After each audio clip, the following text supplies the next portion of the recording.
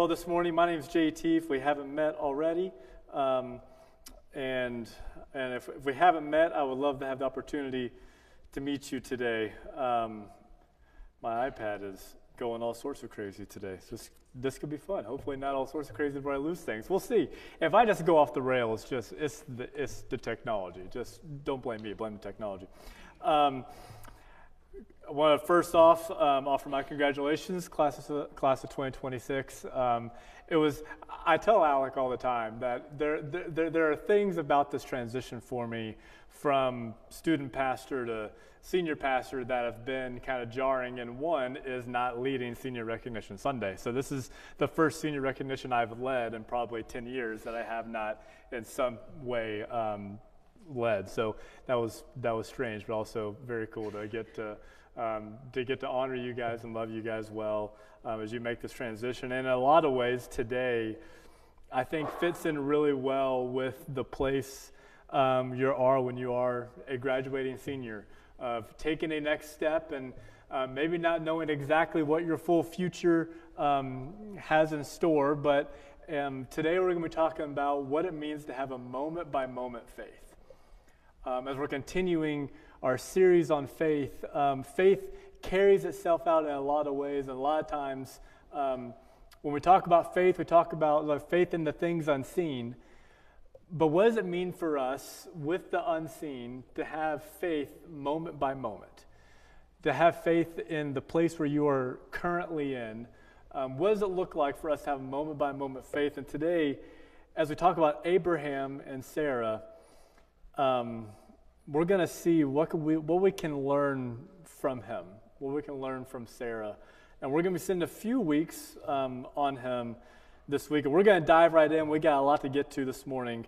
As always, I have 3 points for you. And here's the first one for you today. First point is hold fast to faith even when you don't know the whole story. Hold fast to faith even when you don't know the whole story. Verse 8 tells us here that Abraham obeyed the call of God even when he didn't know where he was going. If you know the story, we see God in Genesis chapter 12 go to Abraham, then known as Abram. This is before the name change for him. And God goes to Abraham and gives him this call, gives him this command, and he says, "Go from your country and your kindred and your father's house, and go to the land that I will show you." So here's basically the instructions that God gives Abraham. I want you to pack up your whole life. I want you to leave everything you've known. I want you to leave the people that you know, the place that you know, and everything that is comfortable for you. I want you to walk that way. That was it. Get up, pack up your life, and start walking, Abraham, and I'll tell you when to stop.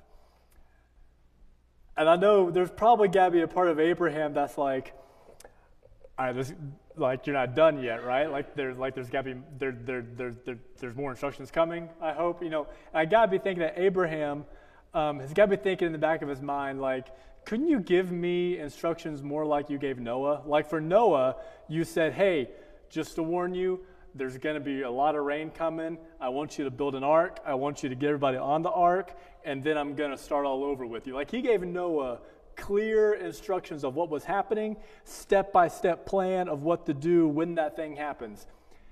Abraham wasn't so lucky. Abraham got a get up and walk, I'll tell you when to stop.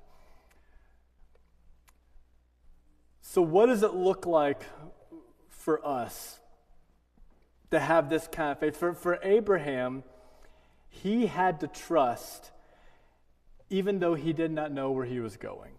And he had to trust that even though he did not know where he was going, he had to trust that God would lead him to the place where he was to go.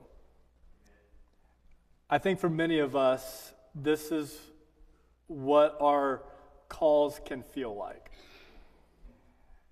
They can feel like, okay, God's given us the next step, but he hasn't given us a whole lot after that. Where God's given us maybe, hey, you're supposed to do this next. Or many of you that are that are going to be taking this next step, and you just graduated. You know, okay, my next step is to go to this college, or to go to this military, or to go to this job, but I don't really know what my next step is after that. Or for many of us, it says, hey, this is the job I'm supposed to take. This is the place I'm supposed to go. But I don't know what my role is to do after that. I don't know what my job is after that. For many of us, God calls us to a next step, but he may not lay out the whole plan before us. In fact, I would argue that what he gave Noah in the step-by-step plan and the whole 40 days laid out for him, I would actually argue that that's a really rare thing. He doesn't often give us the step-by-step plan and tell us exactly what he's going to do the whole time through. Our hard job is to have a faith in the moment and to trust in the moment. And it's a faith that God is not just going to be with us eventually, but it's a faith that he is going to be with us here in the moment. It's a faith that he's actually going to be with us here in this moment that God has brought us to right here and right now. It's a faith for Abraham that he didn't just trust that he's going to eventually show him the land. He trusted that God was actually going to be with him every step of the way until God revealed to him that land. I think for a lot of us, and it's good, and we will talk about this here in a few minutes, that we keep our eyes on the things that God is going to eventually show us, and we trust in that God is going to get us there eventually. We go, God, it's going to be so great when we get there. I have so much faith in that moment right there. We completely forget that God has something in store for us in this exact moment that we're in. And that God has plans for this moment that we are in right now. And what actually, the faith that we have in this current moment that we live in is actually going to play a role in the fulfillment. And that the faith we have in right now is going to play a role in where he eventually takes us. And too often we just want to skip the here and now and we want to get to the place that God has promised us to be, but in fact, God calls us to have faith in this moment. God is not just the God of the unknown future. He is the God of the known present here and now too. And he is worthy of our faith. He is worthy of our trust in this moment. God obeyed the word, or not God. Abraham obeyed the word of God because he trusted that God would be with him every step of the way, including this moment that he was in right now. So here's the question for us. Do you trust God with your future? I hope that you do. But even more that, do you trust God with the moment that you're currently in? Do you trust God with the current moment that you are in right now on today, May 3rd, 2026? I had to think about that. Do you trust him in this current moment? At 11:29 on May 3rd, 2026, do you trust him with this moment that you are in right here and right now? And when we trust him with the right now, we are able to live in this tension of not knowing the whole story.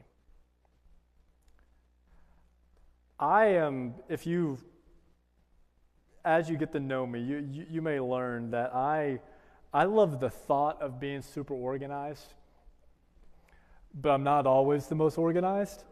I love the thought of it. I love the idea of like living in a world where you know where everything is at all times, but I just don't often live in that world. But praise be to God that my wife does live in that world and excels in that world. And here's what I've learned. I am good at maintaining organization when it's already organized. But getting it from the place of disorganization to organization, I am completely lost. Enter Allie, who is really good at taking the mess and making it organized in ways that I don't know how she does it. Like, It is, I look at the ways that y'all, our pantry has like bins within bins. It's unbelievable. So when I ask her, so she spent weeks in my office. My office is really organized, nothing to do with me. It has all to do with Allie. You can thank her for that. But when I began that, she started organizing it, and I was looking at it, I would have never even thought of doing that. Like, I would have never even thought of, like, did y'all know you can turn the books from this way to make more space? I would have never thought of that, but Allie thought of that, right? And now you have more space on my shelves, right? When I was able to give it to her, for her to organize my life, she puts it together in ways that I would have never even thought of. When we live by faith, when we choose to live by faith in the moment, what we are doing is we're living as Abraham, saying, God, I don't know where you're going to take me, but I trust it's going to be way better than anything I could have possibly come up with. And I trust that it's actually going to far exceed anything that I could have ever thought or imagined, because you're the one who's actually the author of this. You're the one who actually knows how to do this. You're the one who knows what's best for me and for my life. And you're the one who doesn't just see the moment I'm living in. You're the one who sees the moment that every individual is living in. You're the one that sees eternity. So we're going to trust that you're able to do things that we couldn't even come up with. Abraham didn't know where he was going, but he knew who was leading him. And for him, that's all that really mattered. And for him, he showed his faith by letting go, trusting that his plans were a whole lot better not in his hands, but in the Lord's hands. And I would argue that he didn't even just know who was in charge or who was leading him, but he knew why he was being led down this path. Remember, he wasn't given a step-by-step plan, but he was told, hey, I'm going to build a brand new nation through you, Abraham. I have something bigger in store for you than you could have ever thought. So Abraham had this in his mind. He knew the who and he knew the why. But the hard thing that he had to wrestle with was that this why, this end game, this great nation was far away. And he knew that it wasn't going to be just right in front of him. Which takes us to our second point. Our second point is to hold fast to faith even when fulfillment is far off. Hold fast to faith even when fulfillment is far off. Verse 9 tells us that Abraham did live in the land of promise, but he did it as a foreigner. He did it as a sojourner. He saw the land. He was taken to the land of Canaan, but it was occupied by the Canaanites. He wasn't there as one who possessed it. He was there just as a guy.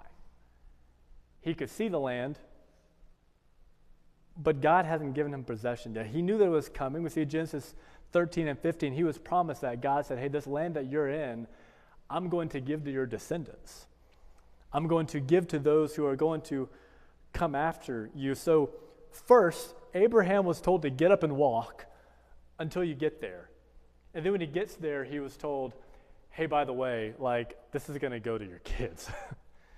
This is going to go to you coming after me. This isn't never actually going to be yours. I'm sorry. But a part of my plan is going to come to your descendants. Which is why in verse 9 it says that both Isaac and Jacob were heirs of this same promise, his son and his grandson. So how was he able to maintain faith through this? I wonder for how many of us in this room we have had moments in our life where we may know what God hasn't planned for us sometime, but we may but it may seem far off. We may even say, God, I've shown you what I desire, but you haven't given it to me to possess yet. We say, God, I see other people living out my dreams. I see other people that have the things that I want. I see other people that have my desires. I see other people that have my dream job or have healthy life or have the money that I want. I see people that have this, but why haven't you given it to me to possess? Or maybe it's I know that God is calling me to something else. I know he's pulling me away from this place that I'm in, but he hasn't yet revealed to me what he's pulling me towards. So I'm living in this limbo between where God is calling me from and where God is calling me to, but I don't really know what I'm supposed to do in this moment. Psalm 24:1 tells us, says, the earth is the Lord's and everything in it, the world and all who live in it. I think our first posture that we can learn, one of the most important things that we can learn about the Christian life is just recognizing that nothing actually belongs to us. Our stuff, our families, our future, our callings, none of it actually belongs to us. It's all his. And our job is just to hold it, like we said, with open hands and letting the Lord do with it whatever he desires. And sometimes that means that we don't see the fulfillment of maybe what God has promised to us in the way or in the timing that we desire. But praise be to God that this life that we live in is not the end of the story. In verse 10,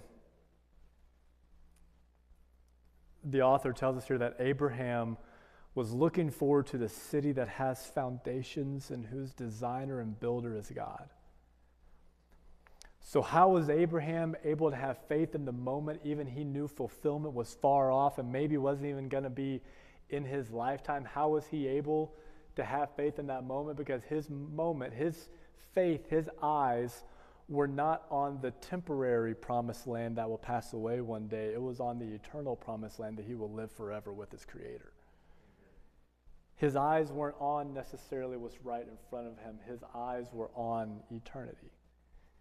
And he recognized that this moment matters, but this moment matters even more when you view it in the scope of eternity. The earthly promised land is going to be great, but he knew it was going to pale in comparison to the new heavens and the new earth that he was going to live in one day with his Creator. In the Old Testament, we learn about this guy named David, who many of you know and many of you are familiar with, but David was anointed to be the king after King Saul, who we ironically talked about last week for a few minutes. David was anointed king, we believe, as a teenager, maybe early 20s. But then this interesting thing happened for David. He was anointed king, but he wasn't king yet. Saul was still king. And many of you know that Saul wasn't a big David fan. In fact, Saul was very threatened by David. And Saul actively sought to get rid of his David problem and sent people after to eliminate David, to try to get David out of his way, because people liked David more than they liked Saul. What we often forget about David is that while he was anointed king, he had to wait a long time before he saw the fulfillment of that promise. Many scholars believe that the gap between David being anointed king and him actually being crowned king was about 15 to 20 years. He was anointed probably when he was in his teens, and Scripture tells us he became king in his 30s. David had to wait possibly 2 decades to see the fulfillment of his promise. And David could have made it happen earlier. There were moments where he could have gotten rid of his Saul problem, and he chose not to. He remained faithful, he remained obedient.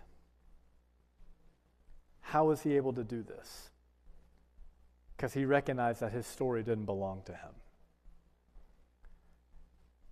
He remained faithful and obedient because his eyes were not fixed on himself and wanting what was best for him. His eyes were fixed on the one who ordained him as king.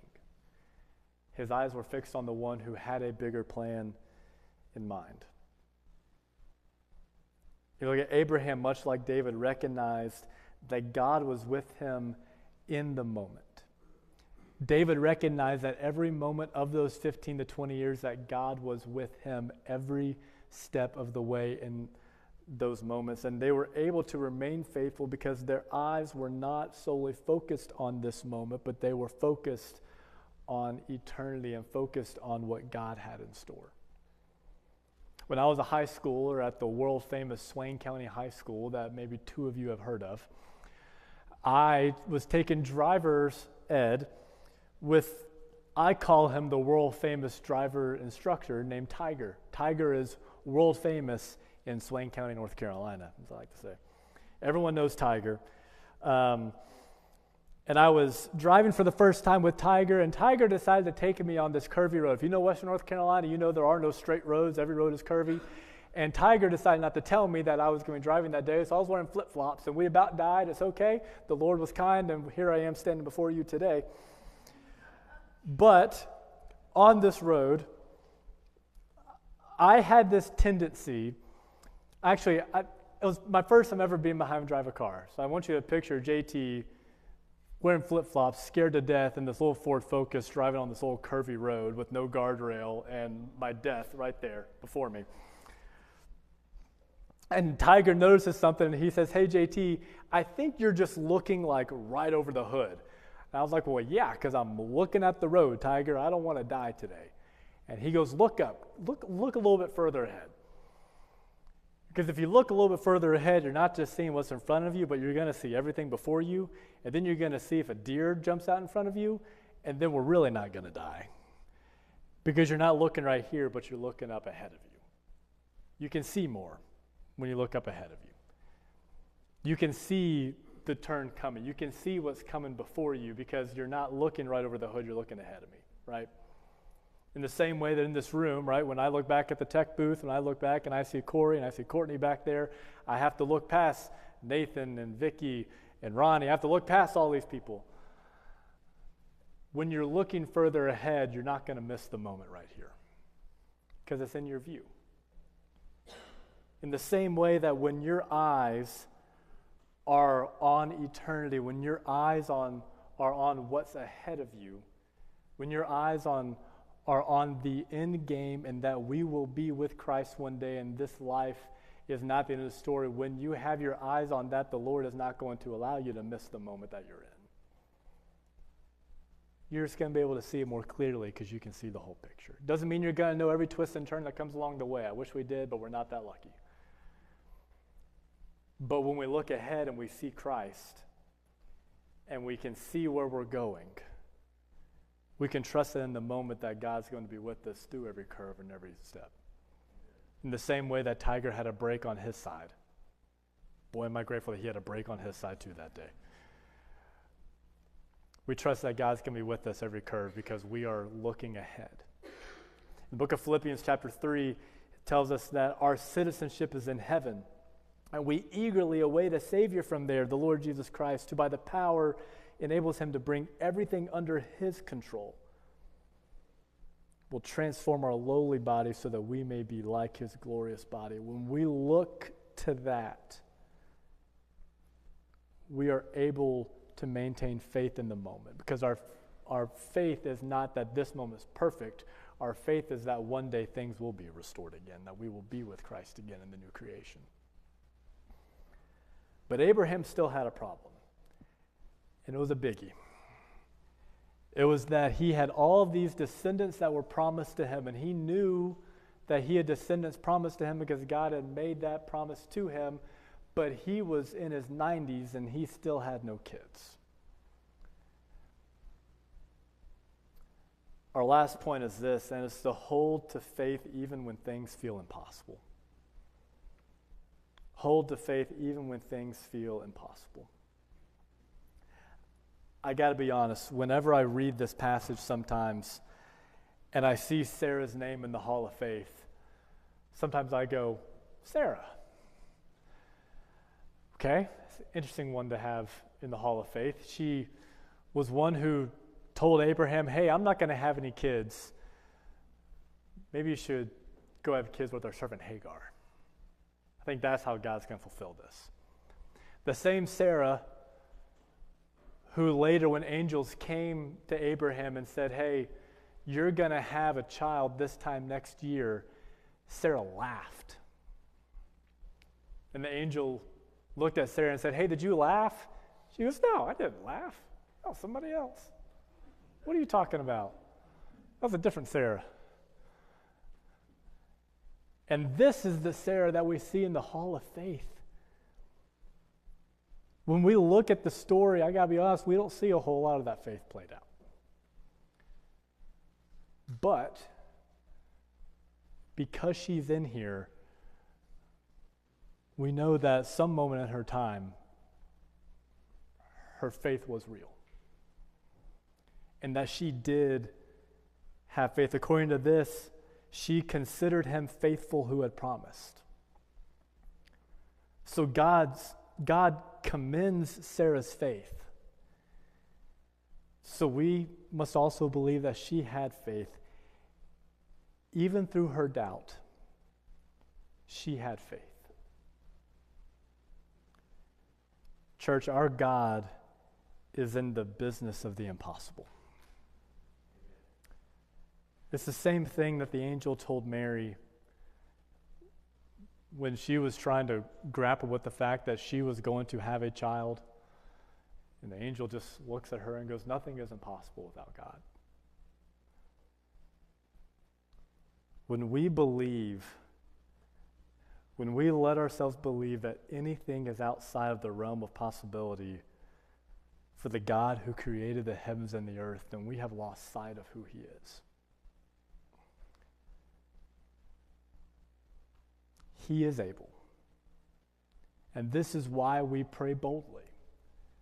This is why we don't withhold our prayers from God. This is why we go to him with our deepest desires, even though those deepest desires may seem ridiculous. We still go to him and we lay it at his feet, showing that we believe that he is able and that we have faith that he is able. Does it mean that he will all the time? No. But the fact that he is able also reminds us that his wisdom and his insight and his understanding are far greater than ours. And that he sees our moment and he sees his plan for us and he sees it in light of eternity. So that when we receive that no, we receive it in faith. Recognizing that God, you are greater than the no that you're giving me. But we trust that he is able. So we go to him with our biggest prayers. We go to him with the things that seem ridiculous. We go to him with the things that seem completely impossible because nothing is impossible for him.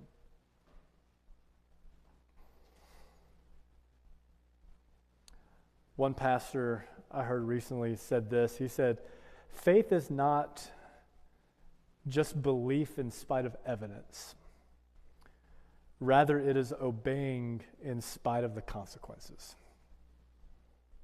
It's not just belief in spite of evidence. It is obedience in spite of the consequences. We look at Abraham and Sarah's faith was revealed, was shown in their obedience. When God told him, hey, get up and go, he could have easily said, nah, I'm good. Stay right here, it's comfortable. If you'll tell me where I'm going, maybe. I'll make sure I don't end up anywhere sketch. But he showed his faith and his obedience to get up and go. We show our faith to God through our obedience even when we don't have the answers. And there's no better picture of this than Jesus on the cross, who in the garden, as we talked about several weeks ago, in the garden, looked at God and said, God, if there is a way for you to let this cup pass through me, please take it. If there's another way, Father, please take it.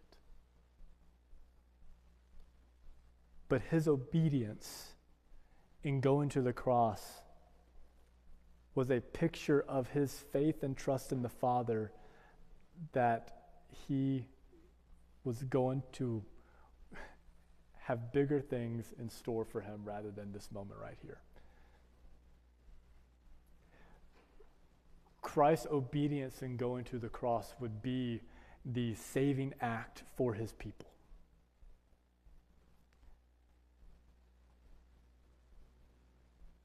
And this is why today, as we partake communion, why we remember his sacrifice.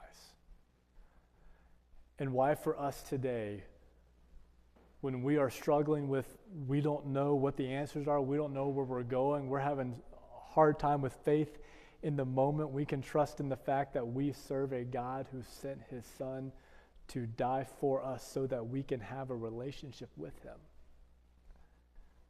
That while we were yet sinners, Christ died for us.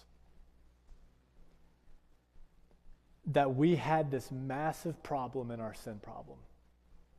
We had this issue that separated us from the God who created us. But he made a way for us to be reconciled with himself. When it seemed like our sin problem had an impossible fix, and we were forever going to be locked into this law, and forever locked into having to obey these commands and following this law to a T to be our only way out, God made a way through Christ. That the fully God, fully human man that seems impossible, God created him. God made a way. So today, wherever you are in your walk, we hold fast to the God who sent his Son to die for us, trusting that he will be with us moment by moment, every single day. So today, wherever you are in your walk, wherever you are in your journey through Christ, wherever you are in your journey of faith,